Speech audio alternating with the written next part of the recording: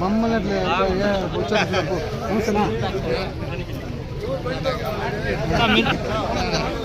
తాళి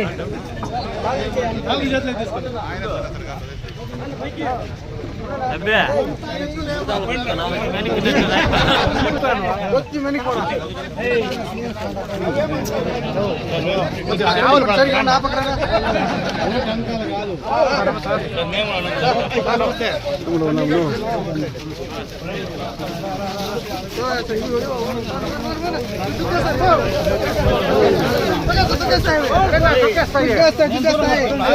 దూరంగా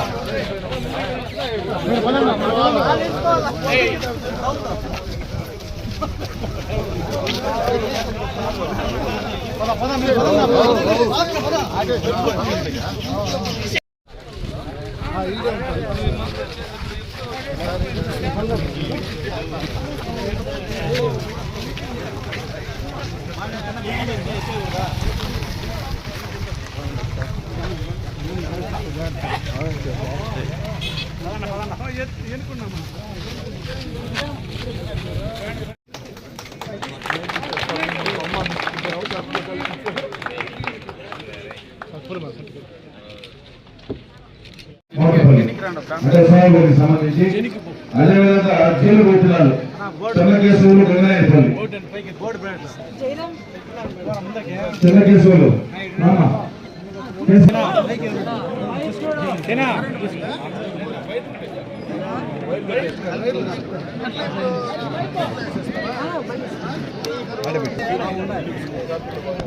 బాబు వైపు చూడరా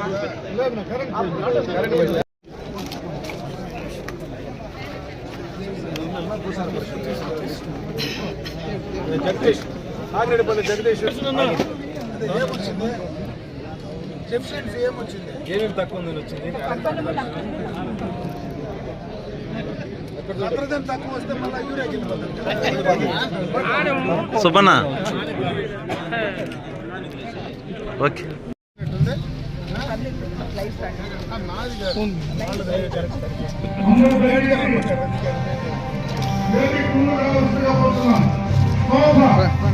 ఈరోజు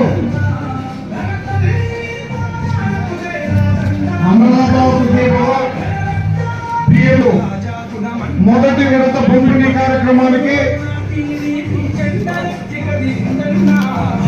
పలమనేరు నియోజకవర్గ అమరన్న గారికి బయలుపల్లి మండలం తరఫున స్వాగతం సుస్వాగతం తెలియజేస్తూ ఈరోజు అన్నదాత సుఖీభవ పిఎం కిసాన్ నియోజకవర్గ స్థాయి 2026-27 మొదటి విడత కోసం ఈ ప్రభుత్వం కట్టుబడి ఉంది.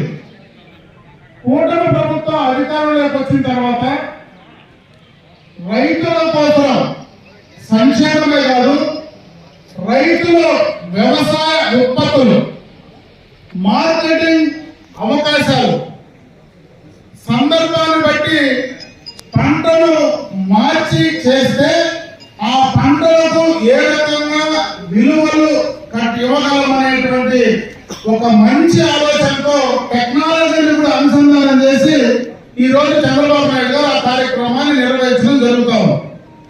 ఈ రోజు దాదాపు ఈ నియోజకవర్గంలో సంక్షేమ పరంగా 38,500 మంది రైతు సోదరులు ఉన్నారు. 25,000 కోట్ల రూపాయలు ఈ విడతలనే రైతు సోదరులకు అందించడం జరిగింది.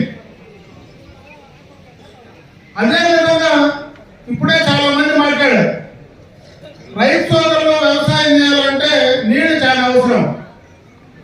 ఈరోజు వ్యవసాయాన్ని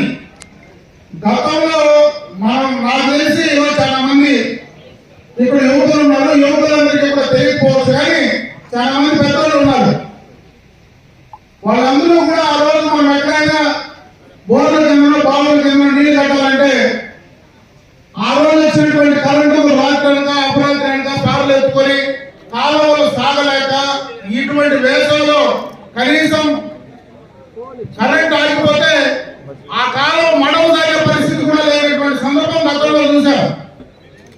ఈ రోజు మనం బ్రహ్మాండంగా మన ఇంట్లో పడుకొని మన పంటకు నీళ్లు అందించగలుగుతా ఉన్నామంటే 25 సంవత్సరాలకు మునిపే చంద్రబాబు నాయుడు గారి ఆలోచన వల్లనే ఈ రోజు మా డిప్లికేషన్ ఇజ్రాయెల్ టెక్నాలజీని తీసుకొచ్చి ఇక్కడ తెచ్చారు. కాబట్టి భారతదేశంలో మొట్టమొదటిగా ఈ రోజు మళ్ళీ టైం ఫిక్స్ చేసి ఆ సమయాన్ని బట్టి ఫోన్లో ఆపరేట్ చేసేటువంటి అవకాశం ఈ రోజు కలిగిందంటే అది ఎప్పుడో చంద్రబాబు నాయుడు గారి ఆలోచన మాత్రమే అని చెప్పే సందర్భంలో కూడా ఒకసారి గుర్తు చేస్తా ఉన్నా.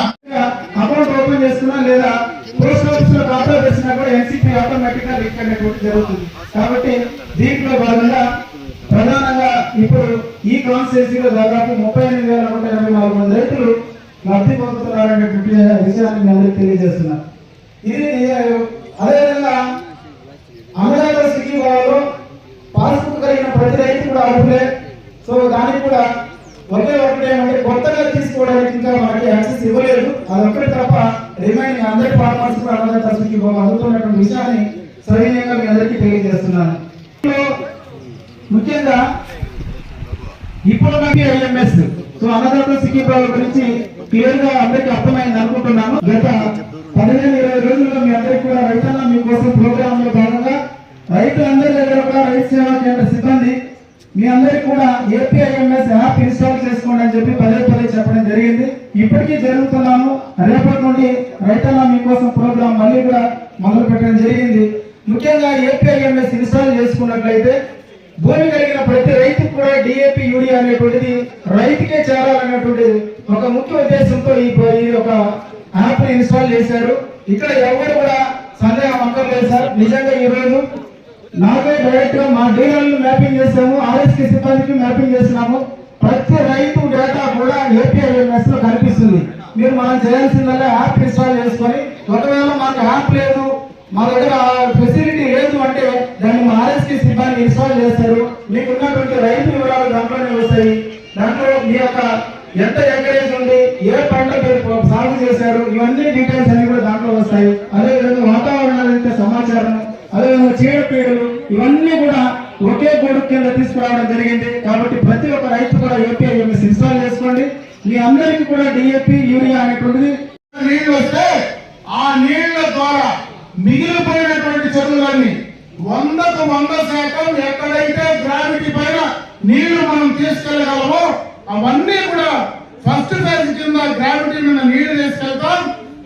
ఆ తర్వాత గ్రావిటీ మీద పోలేనటువంటి చెరువులకు చంద్రబాబు నాయుడు గారు ఒకే మాట చెప్పారు, అటువంటి వాడికి టెంపరీ లిఫ్ట్లు, బండ్లో లిఫ్ట్లు పెట్టి ఆ నీళ్లు పోయేటప్పుడు టెంపరీ లిఫ్ట్ల ద్వారా కూడా నీళ్లు అందించే కార్యక్రమాన్ని చేయాలని చెప్పి చంద్రబాబు నాయుడు గారు ఆలోచన అని చెప్పి చంద్రబాబు కూడా ఒకసారి గుర్తు చేస్తా ఉన్నా.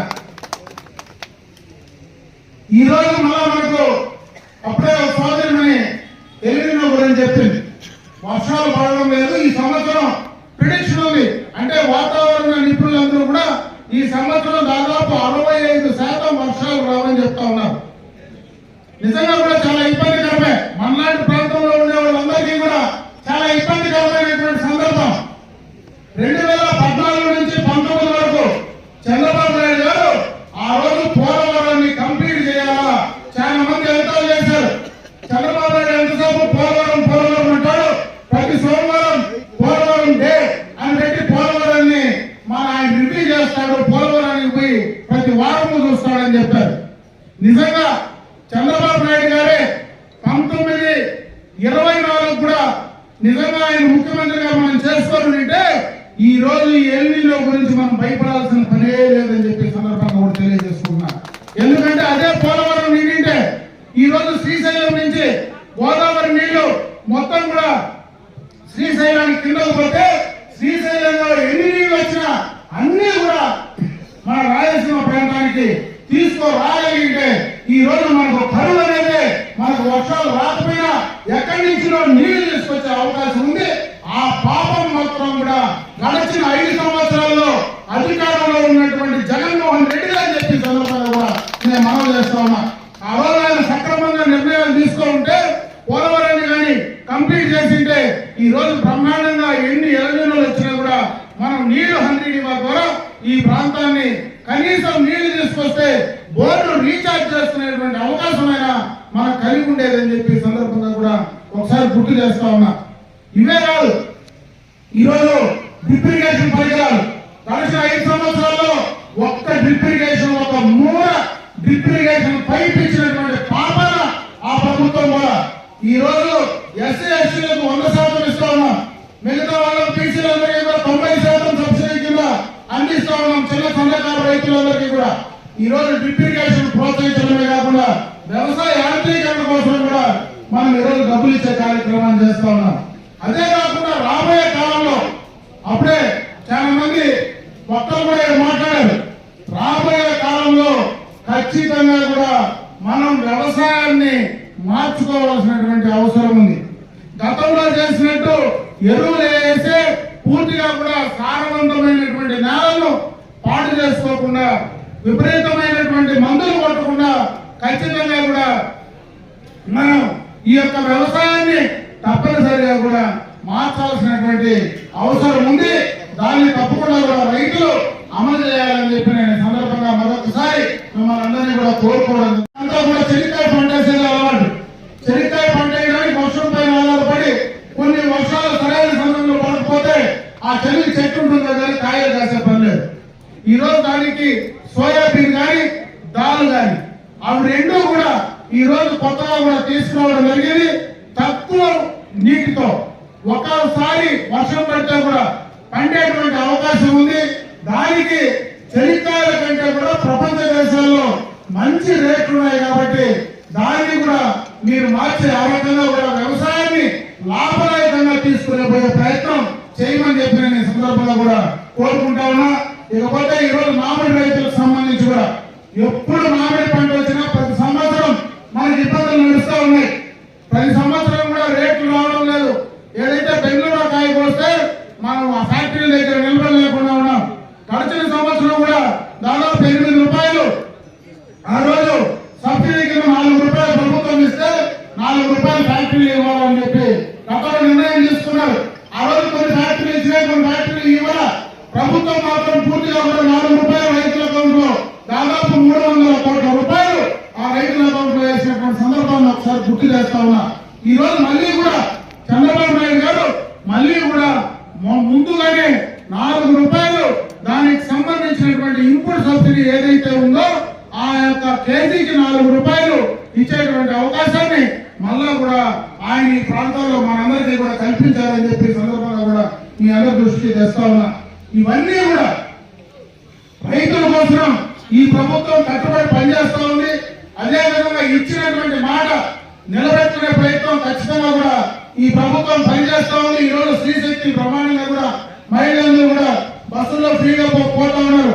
దీపం పథకం కింద గ్యాస్ కనెక్షన్లు 3 సిలిండర్లు ఉచితంగా ఇస్తామని చెప్పాం.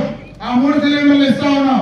అదేవిధంగా చదువుకున్నటువంటి విద్యార్థులు స్కూల్లో చదివినటువంటి వాళ్ళతో తల్లిదండ్రుల కింద ఎంతమంది బిడ్డలున్నా అంతమందికి కూడా 14,000 రూపాయలు వాళ్ళ అకౌంట్ వేసే కార్యక్రమాన్ని ఈ మధ్యనే కూడా దాన్ని త్వరలో కూడా చేసేదానికి ప్రయత్నాలు జరుగుతూ ఉన్నాయని చెప్పి సందర్భంగా దృష్టికి తెస్తా ఉన్నా.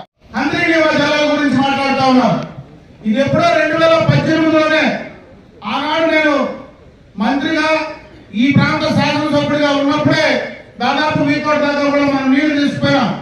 మనం ఇక్కడనే 4 రోజుల్లో చంద్రబాబు నాయుడు గారు కూడా పూజ చేశాడు.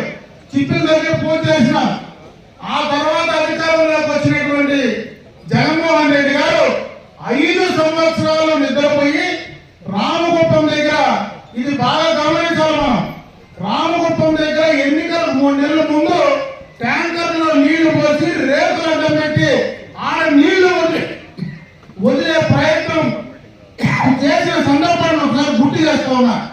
అంటే ఆ ప్రభుత్వానికి ఈ ప్రభుత్వానికి మళ్ళీ 2024లో అధికారం వస్తానే 6 నెలల్లోనే ఈ యొక్క నియోజకవర్గంలో బ్రహ్మాండంగా కూడా కుప్పం దాకా నీళ్లు తీసుకెళ్తే ఈ రోజు దాదాపు 50, 60, 70% మన నియోజకవర్గంలో చెరువులు మొదటి తప్ప నింపుకున్నాం. అప్పుడే విజయ్ గాని కిషోర్ గాని చెప్పారు, మనమేం బయట చెప్పాల్సిన వల్ల ఎదురుగా చేయి చూపిస్తే ఏ రోజు కూడా బైరెడ్డిపల్లి చెరువు నిండిన సందర్భమే లేదు. బ్రహ్మాండంగా వాగుపడిన రోజు కూడా ఎప్పుడు బైరెడ్డిపల్లి చెరువు నిండే లేదు. నిండకూడదని కూడా చాలా మంది ఉన్నారు. ఎందుకంటే ఇసుకోవాలని చెరువు నిండిపోతే ఇసుకలో వెళ్ళిపోతుందని ఆ రోజు ఆ ప్రభుత్వంలో చాలా మంది ఉన్నారు. ఈ రోజు పాపం వాళ్ళకి ఇబ్బందికరంగా ఉంటుందేమో కానీ అయినా కూడా చెరువు బ్రహ్మాండంగా కూడా ఈ రోజు దాదాపు 60% నీళ్లు నిండినాయంటే అది పూర్తిగా ఈ కూటమి ప్రభుత్వం చంద్రబాబు నాయుడు గారి ఘనత అని చెప్పాల్సినటువంటి సందర్భం ఒకసారి గుర్తు చేస్తా ఉన్నా. గడిచిన ప్రభుత్వంలో ఆర్థిక పరంగా పూర్తిగా కూడా నాశనం అయిపోయినా మళ్ళీ కూడా ఆర్థిక పరంగా ముందుకు తీసుకెళ్తూ ఇచ్చినటువంటి మాట నిలబెట్టుకుంటూ మరీ ముఖ్యంగా గడిచిన 5 సంవత్సరాల్లో ఒక భయానకమైనటువంటి వాతావరణం.